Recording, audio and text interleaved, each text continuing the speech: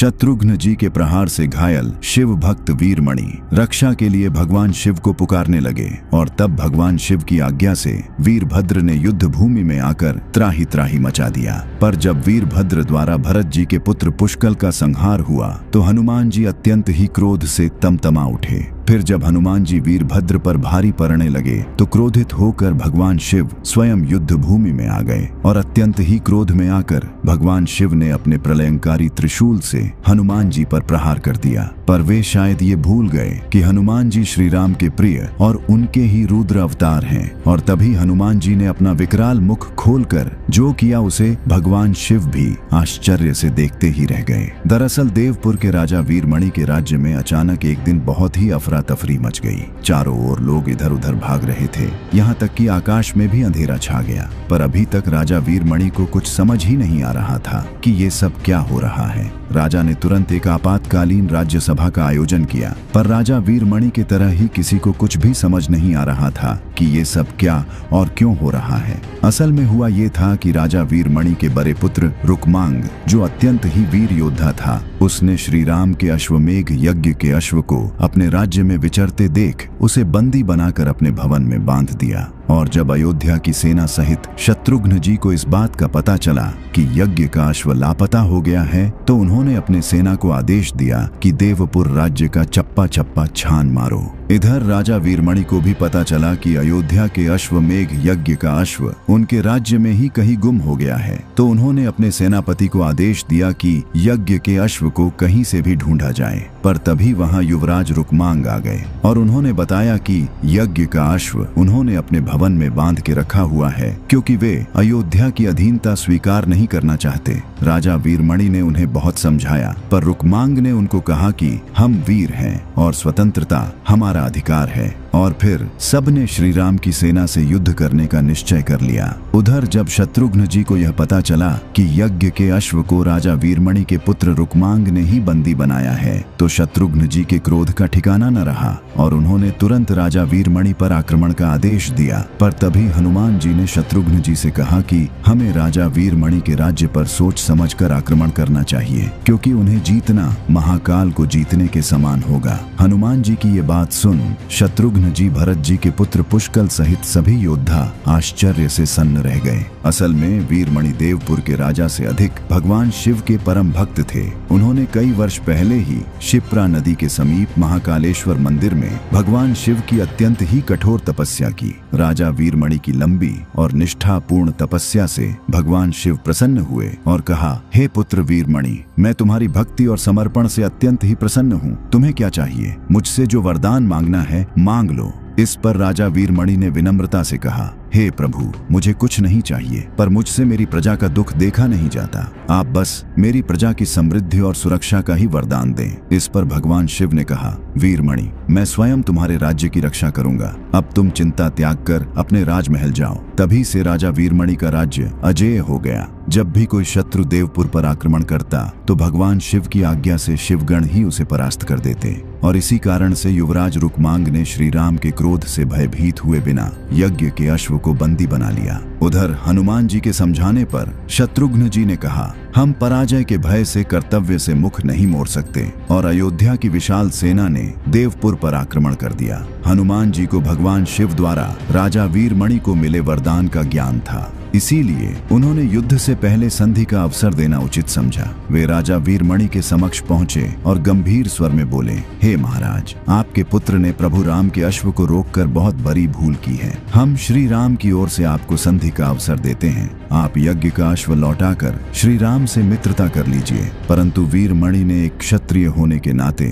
इसे अपने गौरव के विरुद्ध बताकर इस प्रस्ताव को ठुकरा दिया और फिर शुरू हुआ वो महायुद्ध जिसका आप सभी को इंतजार था। दोनों सेनाओं के आमने सामने आते ही चारों ओर त्राही त्राही मच गया। हनुमान जी ने जय श्री राम का नारा लगाते हुए अपने असीम बल से वीरमणि की सेना को तिनके की भांति उड़ाना शुरू कर दिया। इधर शत्रुघ्न जी और भरत जी के पुत्र पुष्कल ने बाणों से भीषण आक्रमण कर चारों तरफ हाहाकार मचा दिया। जब वीरमणि के पुत्र रुक्मांग ने पुष्कल को रोकने की कोशिश की तो पुष्कल ने कुछ ही देर में रुक्मांग को घायल कर दिया। वही वीरमणि भी शत्रुघ्न जी से नहीं जीत पा रहे थे और जब वीरमणि को लगा कि वे अब युद्ध हार जाएंगे तो उन्होंने कुछ ऐसा किया कि अयोध्या की सेना थर थर कांपने लगी। असल में उन्होंने जैसे ही अपने आराध्य भगवान शिव को अपनी रक्षा के लिए पुकारा तो भगवान शिव का ध्यान भंग हो गया। उन्होंने क्रोध में अपनी एक जटा उखाड़ी और पर्वत पर दे मारा, जिससे एक भयंकर विस्फोट के साथ प्रकट हुए वीरभद्र।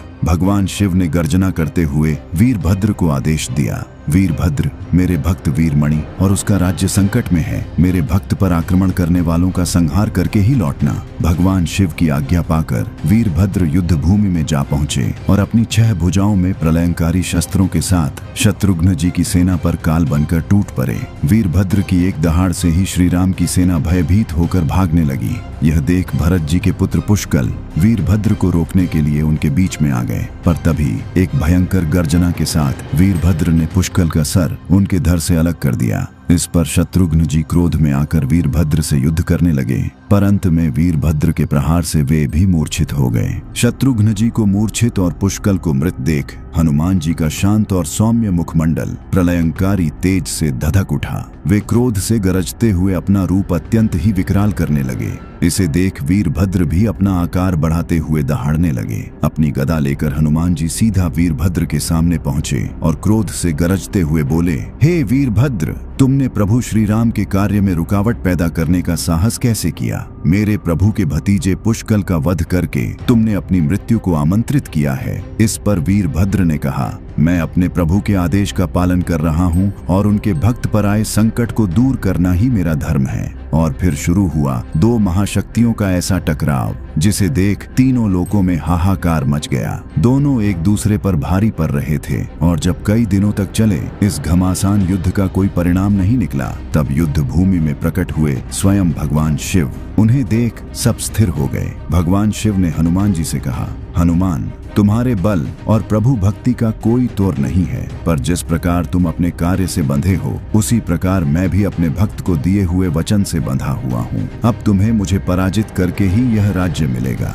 और फिर शुरू हुआ हनुमान जी तथा भगवान शिव के बीच एक महाप्रलयंकारी युद्ध, पर इस युद्ध का भी कोई निष्कर्ष नहीं निकल रहा था। तभी राजा वीरमणि ने भगवान शिव को हनुमान जी पर भीषण प्रहार करने का आग्रह किया और फिर भगवान क्रोध से गर्जना करते हुए अपना भयंकर त्रिशूल हनुमान जी पर चला दिया। यह देख हनुमान जी भी गर्जना करते हुए अपना शरीर और विशाल किया तथा अपने मुख को खोल भगवान शिव के त्रिशूल को तिनके की भांति निगल गए। यह देख सब आश्चर्यचकित हो गए और भगवान शिव ने हनुमान जी से अपना त्रिशूल मांगा। इस पर हनुमान जी ने जब उन्हें वो त्रिशूल अपने मुख से निकालकर भगवान शिव को दिया तो हनुमान जी के पराक्रम से प्रसन्न होकर शिव जी ने उन्हें वरदान मांगने को कहा। इस पर हनुमान जी ने पुष्कल के जीवन दान और शत्रुघ्न जी की मूर्छा से मुक्ति का वरदान मांग लिया। और जैसे ही शत्रुघ्न जी तथा पुष्कल जी स्वस्थ हुए, युद्ध पुनः आरंभ हो गया। अब शत्रुघ्न जी भगवान शिव से युद्ध करने लगे और जब उनको लगा कि वे भगवान शिव को नहीं जीत सकते तो उन्होंने तुरंत भगवान राम का स्मरण किया और तभी युद्ध भूमि में प्रकट हुए श्री राम। श्री राम को देखते ही भगवान शिव ने उन्हें प्रणाम किया और उनके शरण में चले गए और अपने भक्त वीरमणि से कहा, ये तो मेरे भी स्वामी है, युद्ध की भावना त्याग कर तुम इनके शरण में जाओ। वीरमणि ने यज्ञ का अश्व श्री राम को लौटाने के साथ साथ अपना राज्य भी उन्हीं को सौंप दिया और इस तरह यह महायुद्ध समाप्त हुआ। और इस वीडियो में देखिए कि जब यमराज ने हनुमान जी की माता अंजना के प्राण हर लिए और जब हनुमान जी द्वारा माता अंजना के प्राण मांगने पर यमराज ने हनुमान जी पर ही यमदंड से प्रहार कर दिया तो हनुमान जी ने अत्यंत ही क्रोधित होकर ऐसा क्या किया कि यमराज थर थर कांपने लगे।